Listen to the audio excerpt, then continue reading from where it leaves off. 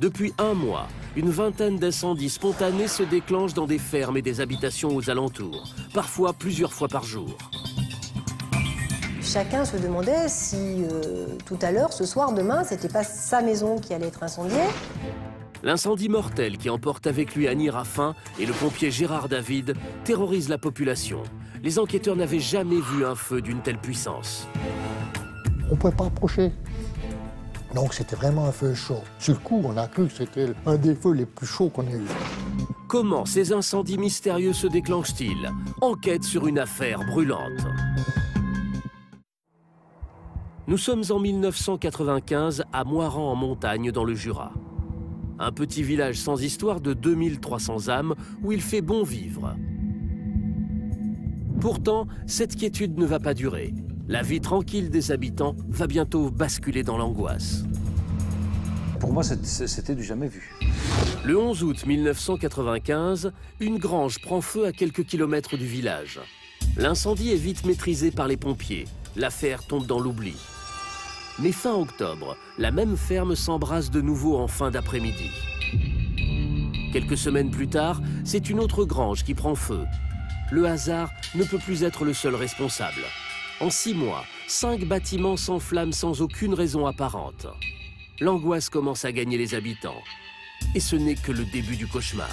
Il y avait une véritable psychose à Moirans qui s'emparait de la population. Les incendies, jusque-là circonscrits à la périphérie du village, s'abattent en plein cœur de Moirans en montagne. Les maisons brûlent les unes après les autres, parfois même plusieurs dans la même journée. Les pompiers sont dépassés par les événements. C'est une affaire hors norme. On avait beaucoup de pression, on était beaucoup stressés, toujours sur le qui-vive. Le 20 janvier 1996, un drame s'abat dans l'une des rues principales du village. Mais les enquêteurs sont impuissants. Il y a forcément une explication, mais laquelle? Pour le moment, ils n'ont aucune piste. Comment les feux se déclenchent-ils? Pourquoi ne touchent-ils que Moirans en montagne? L'angoisse gagne les habitants. Les gens vivaient dans la crainte de voir leur maison brûler, vivaient dans la crainte de mourir brûlés vifs dans leur maison. Que se passe-t-il dans ce petit village autrefois si tranquille? Comment expliquer cette vingtaine de feux qui mettent en danger la vie de tous les habitants? Les enquêteurs et les pompiers vont faire face à l'une des affaires les plus mystérieuses de leur carrière. Il leur faudra 8 mois d'enquête pour découvrir l'incroyable vérité. L'enquête débute au cours de l'été 1995. Presque une formalité pour les 2 premiers feux. 2 granges qui s'embrasent, les gendarmes en ont vu d'autres. Pour le moment, pas de quoi jouer les Sherlock Holmes.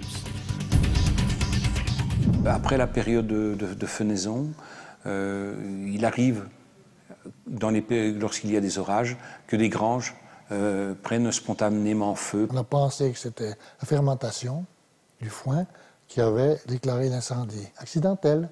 Mais par la suite, ça commençait à devenir inquiétant parce que c'était trop répétitif. Donc, on se demandait ce qui se passait.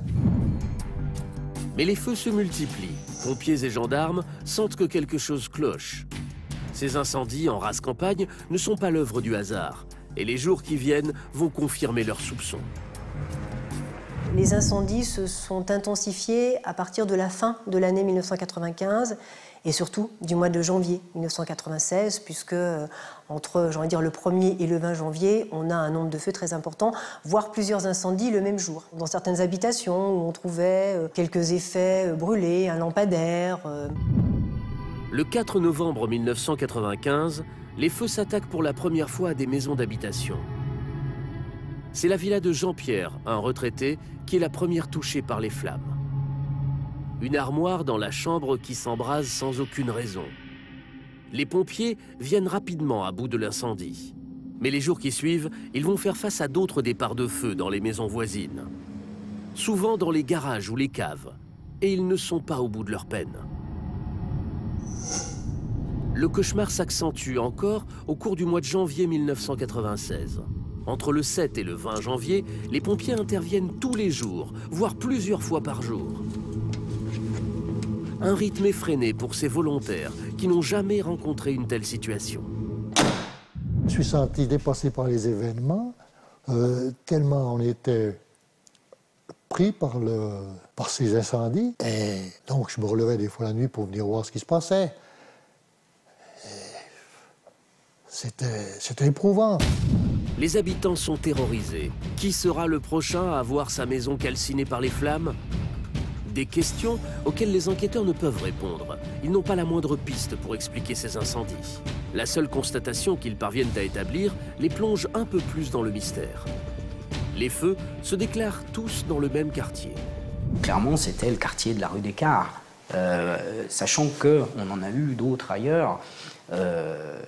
Mais oui, c'était assez clair que le secteur, le périmètre était assez resserré. Les gendarmes quadrillent sans relâche le quartier. Enfin, une série d'experts est dépêchée dans le village. Leurs investigations se portent immédiatement sur une première piste, celle de la ligne à haute tension enfouie dans la rue des Cars. Il se peut que cette ligne haute tension puisse avoir des conséquences et entraîner dans les habitations des étincelles de feu qui peuvent ensuite entraîner des incendies. Bien évidemment, qu'est-ce que fait le magistrat que je suis? Il saisit un expert. Les experts scientifiques placent des capteurs le long du réseau. Durant plusieurs jours, ils relèvent les mesures des compteurs. Mais sans succès. Aucune défaillance technique n'est décelée. Pour s'en assurer, ils coupent la ligne électrique. Mais d'autres feux se déclarent pendant l'interruption. C'est un échec pour les enquêteurs. Il n'y a aucun lien entre la ligne à haute tension et les incendies. Ils n'ont pas mis en évidence des anomalies qui pouvaient expliquer des départs d'incendie spontanés et des feux de l'intensité de ceux qui avaient été constatés. Si ce n'est pas une cause électrique spécifique au quartier des Cars, de quoi peut-il s'agir? D'où viennent ces incendies? Un état d'alerte permanent est mis en place. Mais les flammes continuent à dévaster le village. Les enquêteurs doivent faire vite. Ils s'orientent alors vers une deuxième piste. Donc en fait, on est rapidement parti sur d'autres choses. Alors il y avait d'autres pistes techniques, entre guillemets. On a parlé de rayonnement haute fréquence. Il pouvait s'agir effectivement de bouleversements sismiques, de remontées d'hydrogène. Moirans en montagne pourrait être situé sur une zone contenant des gaz naturels inflammables dans le sol.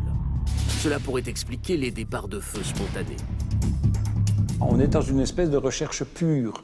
Et donc, avec les enquêteurs, on s'était dit qu'on allait prendre toutes ces hypothèses et essayer de fermer les portes les unes après les autres.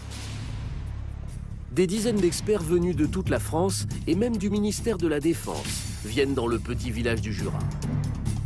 Sans succès. Les relevés faits dans le sol réfutent toute présence de gaz inflammables. L'enquête piétine.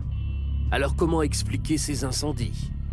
Devant l'impuissance des enquêteurs, la population et les journalistes se tournent vers les hypothèses les plus farfelues. Des phénomènes paranormaux pourraient-ils être à l'origine de ces feux mystérieux? On a même eu des personnes qui nous ont parlé de phénomènes paranormaux, avec des problèmes de sorcellerie, et des gens qui, effectivement, c'était assez particulier, puisque des personnes venaient de tous les coins de France, voire même de Belgique, je me souviens, pour faire des relevés avec des appareils, quelquefois pour certains tout à fait farfelus, et nous indiquer qu'il se passait des choses bizarres dans cette partie du Jura. Des hypothèses les plus sérieuses aux plus folles, rien ne permet de savoir ce qui déclenche ces incendies dans le quartier des Cars. L'enquête est au point mort. Les habitants vivent dans l'angoisse. Leur maison sera-t-elle la prochaine à prendre feu? Chacun se demandait si tout à l'heure, ce soir, demain, c'était pas sa maison qui allait être incendiée et si on n'allait pas perdre un proche dans un incendie. Donc il y avait une très profonde inquiétude et une véritable psychose qui s'était cristallisée sur la ville de Moirans. Gérard David n'a que 35 ans. Il est pompier volontaire depuis 15 ans. Ce sera sa dernière intervention. Il succombera aux flammes avec Annie Raffin. Ces deux décès laissent le village de Moirans en montagne en deuil. Les enquêteurs sont dans l'impasse. Comment les flammes ont-elles pu se déclarer dans une penderie où il n'y a aucune trace d'électricité? S'ils ne trouvent pas de réponse à leurs questions, les gendarmes font cependant une bien étrange découverte. Les incendies ne touchent pas que le quartier des Cars. Ils semblent viser une famille en particulier. Remarquez que c'était souvent dans la même famille. Les feux avaient lieu dans la même famille, même quartier, même famille. Rue Roussin, c'était de la famille encore Raffin. Alors, je me demandais pourquoi, qui c'est qui s'acharne sur cette famille? Quelqu'un en voudrait-il à la famille Raffin? Ces incendies seraient-ils intentionnels? L'enquête va alors se tourner vers une piste qui semblait jusqu'alors improbable dans ce village paisible, la piste criminelle. On est passé vraiment à la vitesse supérieure, quoi. Là, on s'est dit que les choses étaient vraisemblablement plus compliquées que ce qu'on imaginait. Les enquêteurs ont établi, on va dire, une liste de suspects potentiels. Les regards convergent assez rapidement vers un homme de 35 ans, Pascal Raffin. Un ouvrier en plasturgie, apprécié de tout le village et à première vue au-dessus de tout soupçon. Il y avait au moins un nom qui ressortait sur tous les incendies. Donc ça nous a quand même un peu mis la puce à l'oreille. Et on a décidé de s'intéresser à cette personne de manière plus importante. C'était un jeune homme, disons, très discret, pas tellement intellectuel, mais il rendait service à beaucoup de monde. Il travaillait très bien, le patron était content de lui. C'était quelqu'un qui, en fait, se fondait dans le paysage et qu'on ne remarquait pas. Cet homme introverti et sans histoire pourrait-il être à l'origine de ces feux criminels? Pourquoi s'en prendrait-il à sa propre famille? Les enquêteurs n'ont aucune preuve contre Raffin. Pour tenter de le confondre, ils vont alors organiser une véritable filature. Raffin est surveillé 24 heures sur 24. On s'est dit, il ne faut plus qu'on le quitte d'une semelle. C'est pas très simple parce que Moiran en montagne, c'est une petite ville. Tout le monde se connaît. Et même si les gendarmes sont en capacité de se fondre dans la population, ce n'était pas très simple non plus qu'il reste là peut-être pendant plusieurs jours, être au plus près de M. Raffin sans se faire remarquer. Et donc, à ce moment-là, ils ont utilisé le fait qu'il y avait plein de journalistes à Moiran en montagne, et donc ils se sont fait eux aussi passer pour des journalistes, et donc ils ont pu suivre de manière complètement invisible Pascal Raffin. La ténacité des gendarmes va payer. Le 4 février, 15 jours seulement après l'incendie meurtrier, Raffin est pris en flagrant délit. Il met le feu à une poussette dans le hall d'un immeuble. Et puis il y a eu ce fameux incendie de poussette qui a déclenché tout. Au moment où il est interpellé, là, on a effectivement cette poussette. Il n'y a que lui qui est rentré dans cet immeuble, il n'y a que lui qui en est ressorti. Donc c'est quand même un premier élément qui est incontestable. Pascal Raffin est immédiatement placé en garde à vue. Mais s'agit-il vraiment du criminel qui terrorise le village depuis de longs mois? Au fil de l'interrogatoire, les enquêteurs remarquent d'étranges coïncidences entre son emploi du temps et les incendies. On va s'apercevoir que c'est pendant ces temps de repos que les incendies sont déclenchés et que quand il est au travail, il n'y a pas d'incendie. Donc là aussi, ce sont des éléments qui viennent se rajouter sur ceux qu'on avait pu rassembler auparavant. L'étau se resserre autour de Pascal Raffin. Sous pression, il craque. Il avoue être l'auteur de la vingtaine de feux qui a ravagé le village. Quelqu'un qui est assez introverti, qui parlait peu, qui s'exprimait essentiellement par monosyllabes et qui a apporté aucune réponse à toutes les questions qu'on pouvait se poser. Il a été incapable de s'expliquer sur ses motivations. Incapable. Pascal Raffin n'a pas donné d'explication à ses actes. Il affirme seulement qu'il n'a jamais voulu tuer sa tante ni personne d'autre. Il aurait agi guidé par des pulsions. Il serait ce que l'on appelle un pyromane. Étymologiquement, la pyromanie, c'est tout simplement avoir la manie de mettre le feu, pyros. Ils sont incapables, par exemple, d'exprimer leur agressivité par les moyens qui sont les moyens normaux, ceux de la parole, ceux éventuellement du passage à l'acte dans un conflit direct. Ils rentrent tout en eux et après, ça va sortir de façon cachée par quelque chose d'encore plus spectaculaire, plus destructeur. Une pathologie sur laquelle on a mis un nom en 1833, mais qui existe depuis l'Antiquité. En 64 après Jésus-Christ, un quart de la ville de Rome disparaît dans les flammes, sous la folie incendiaire de l'empereur Néron. Aujourd'hui encore, des pyromanes sévissent régulièrement. Tous les ans, ce sont des centaines d'hectares qui partent en fumée à cause de ce trouble mental. Et Pascal Raffin semble en avoir le profil type. Il était conscient de ce qu'il faisait, mais c'était plus fort que lui, ses impulsions, il fallait qu'il allume. on a pu découvrir qu'il y avait des contentieux affectifs forts dans la famille de l'auteur, où on ne se disait pas « je t'aime » avec les voix normales, ou une pudeur, ou des taiseux, comme on dit, qui ne parlent pas, n'exprimaient pas les sentiments. Vieux garçon, solitaire, Raffin aurait trouvé dans les incendies un moyen d'exister. Et la méthode est simplissime.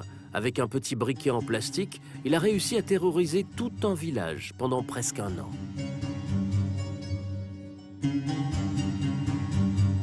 C'est le feu, c'est la chaleur, c'est le spectacle, c'est la lumière, c'est en plus l'excitation des autres. Et là, le pyromane peut jouir inconsciemment d'être celui qui fait danser les marionnettes. Il a amené les pompiers, il a amené la télé, il a amené, on parle de lui, il peut rire sous cape. Cette pathologie ne touche qu'une partie de la personnalité. En dehors de leur déviance, les pyromanes peuvent vivre en société comme tout le monde. C'est pourquoi les enquêteurs se sont laissés duper. Ils n'avaient jamais eu affaire dans leur carrière à un pareil cas. Cette affaire était pour nous une affaire tout à fait exceptionnelle. C'était la première fois que je voyais la pyromanie comme ça, quoi. Moi, je n'avais jamais été confrontée à ce type de comportement-là. Et d'ailleurs, je ne l'ai pas été non plus depuis. Donc ça restera pour l'instant ma seule et unique affaire de ce type-là. Seuls 1% des incendiaires sont reconnus pyromanes par les psychiatres. La justice n'a d'ailleurs pas déclaré Pascal Raffin comme tel. Un an après cette affaire, il est condamné à 12 ans de réclusion criminelle. Pascal Raffin est sorti de détention. Il serait venu se réinstaller dans la région du Jura, alors pas forcément à Moiran en montagne, mais en tous les cas réinstallé dans la région du Jura. Et là encore, sous toute réserve, c'est des informations qui m'ont été données, il se serait marié. Et il aurait une vie, j'ai envie de dire, il aurait retrouvé une vie normale, ce qui est plutôt rassurant et plutôt positif. Désormais, Pascal Raffin est un homme libre. Mais que dire de ses pulsions incendiaires? Cette maladie reste un mystère. Personne ne sait aujourd'hui si un pyromane peut être guéri.